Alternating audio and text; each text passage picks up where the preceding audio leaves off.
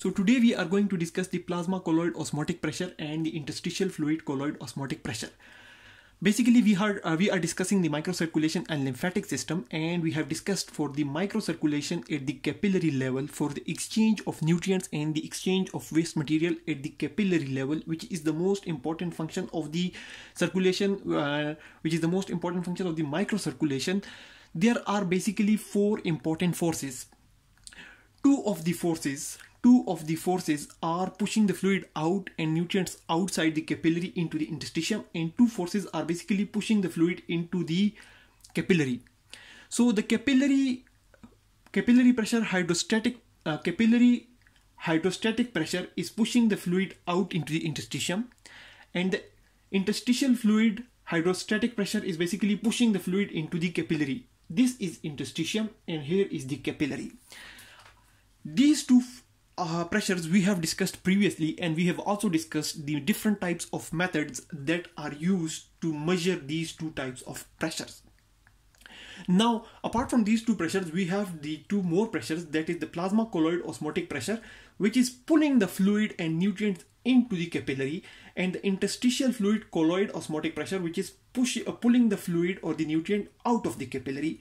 So basically two types of pressures are helping the fluid and nutrients to go outside the capillary, and two forces are basically helping the nutrients and fluid to go into the capillary. This is basically the capillary and this is the interstitium. Now, in the osmosis, we have discussed that the substances which are dissolved in a fluid, they basically these dissolved substances are basically responsible for the movement of fluid across a semi-permeable membrane. This is, for example, a semi-permeable membrane. So, and this is a container. This portion of the container contains a fluid with dissolved proteins, and this portion of the container contains simple fluid. So the portion which will have dissolved substances, dissolved ions or dissolved proteins, this will be basically responsible for the movement of fluid into this portion. This mechanism, this osmosis principle is basically applied at the level of capillary and interstitium as well. The proteins basically present in the capillary, they are dissolved and they are not able to pass the semi-permeable membrane. Here this capillary wall acts as a semi-permeable membrane. So the proteins that are present in the capillary, they are not able to pass this semi-permeable membrane.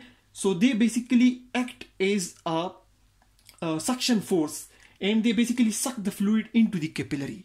Similarly, the proteins that are present in the interstitium, they cannot cross this semi-permeable membrane, and they are also sucking the fluid through the membrane, because we have discussed that the dissolved substances which are not able to pass through the semi-permeable membrane and remain on one side of the container will basically pull the fluid towards itself, and that's the basic phenomenon of osmosis. Now this principle is used in the plasma colloid osmotic pressure and interstitial fluid colloid osmotic pressure. The proteins in the plasma that do not pass through the capillary pores are responsible for osmotic pressure. Proteins in plasma here is in the capillary. So the proteins in the plasma that is in the capillary, that are not able to pass through the capillary pores. Here we have the capillary pores. In the capillary, so here we have the capillary pores. The capillary pores and the capillary wall we have discussed in detail in our previous lectures, so we are not going into detail, but we will just discuss that the proteins that are not able to pass through these pores, they remain in the plasma, so they exert a pressure that causes an osmotic pressure. This osmotic pressure is known as colloid osmotic pressure or oncotic pressure. Colloid osmotic pressure or oncotic pressure. So basically, the proteins in the plasma that are unable to pass through the capillary membrane and remain here, they remain dissolved in the plasma. They basically are responsible for an osmotic pressure, which is known as colloid osmotic pressure or the oncotic pressure. And this is basically based on the principle of osmosis, because they remain dissolved in the plasma, they are unable to pass through the semi-permeable membrane, so they basically suck the fluid toward themselves. So this force is basically pulling the fluid and ions towards the plasma from the interstitium into the plasma into the capillaries. Now the colloid osmotic pressure of plasma is about 28 mm of mercury. 19 mm of this is caused by dissolved proteins and 9 mm is by Donan effect. Total colloid osmotic pressure of the plasma is about 28 mm. Total pressure caused by this effect is about 28 mm of mercury. 19 mm of this is directly caused by the proteins. 19 mm of this is directly caused by the dissolved proteins. But 9 mm of this is caused by the Donan effect. Donan effect is basically due to the sodium, chloride and potassium ions that are attached to the proteins, and their movement is causing the Donan effect. So the direct dissolved proteins and the Donan effect combined will give a figure of about 28 mm of mercury. That is the plasma colloid osmotic pressure. That pressure is basically responsible for the pulling effect of the plasma, or the pressure which will cause the fluid to go into the capillary rather to go out of the capillary into the interstitium. Now the main proteins in the plasma basically include the albumins, the globulins and fibrinogens, etc. But 80% contribution is by the albumins. Now here we have a lot of proteins in the plasma, and the main proteins in the plasma include the albumins, globulins and fibrinogens, but 80% contribution is by the albumins. Total is about 7.3 gram per deciliter of proteins in the plasma. Out of these 7.3 grams, 4.5 grams are albumin. 4.5 gram are albumin, which is about 80% of all the proteins. So major contribution of the plasma colloid osmotic pressure comes from the albumins in the plasma. Now the globulins and fibrinogens are much heavier molecules. Albumins are much lighter molecules, but the number of molecules of albumin are much larger as compared to the number of globulins and fibrinogens.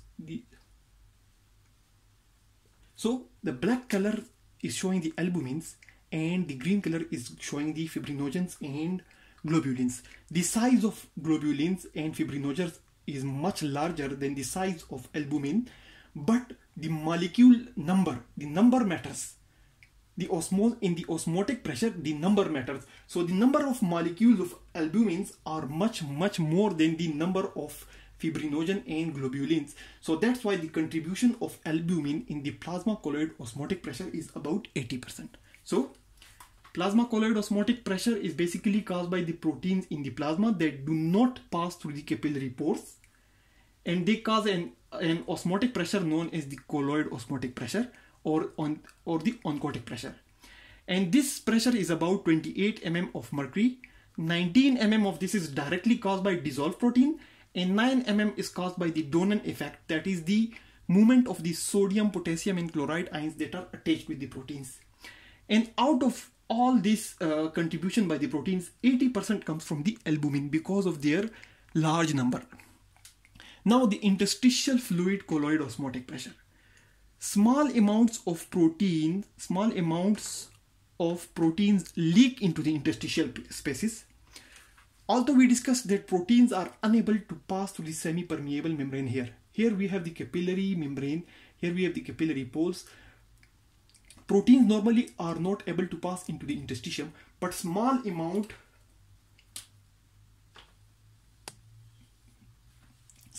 of proteins are able to pass from the plasma into the interstitium. These small amount of proteins that pass into the interstitium, they are responsible for the interstitial fluid colloid osmotic pressure. Now the interstitial proteins cause the interstitial fluid colloid osmotic pressure, and average protein concentration is only about 40%. Their concentration in the plasma, the concentration of proteins in the plasma is about 40% of the plasma. So colloid osmotic pressure for this concentration is just 8 mm mercury. Here the contribution by the plasma protein was 28 mm of mercury, because the concentration of the proteins in the plasma was 7.3 gram per deciliter. But the amount of proteins, or the concentration of proteins in the interstitium, is just 40% of the plasma, or so the effect, the interstitial fluid colloid osmotic pressure is just 8 mm of mercury. So both kind of the pressures, the plasma colloid osmotic pressure and the interstitial fluid colloid osmotic pressure, are basically caused by the dissolved proteins. So one type of proteins are dissolved on one side of the membrane, and other types of proteins are dissolved on the other side of proteins. So if you see, the concentration of proteins on the interstitium is much lower, because the fluid in the interstitium is about 12 liter.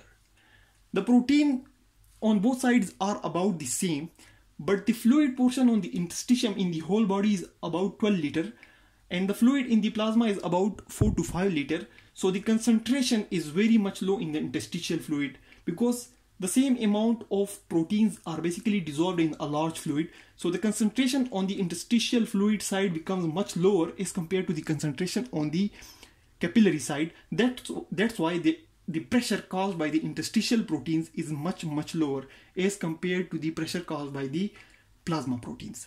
So plasma colloid osmotic pressure is caused by dissolved protein in the capillary in the plasma, and it is basically pulling the fluid and ions into the capillary or into the plasma.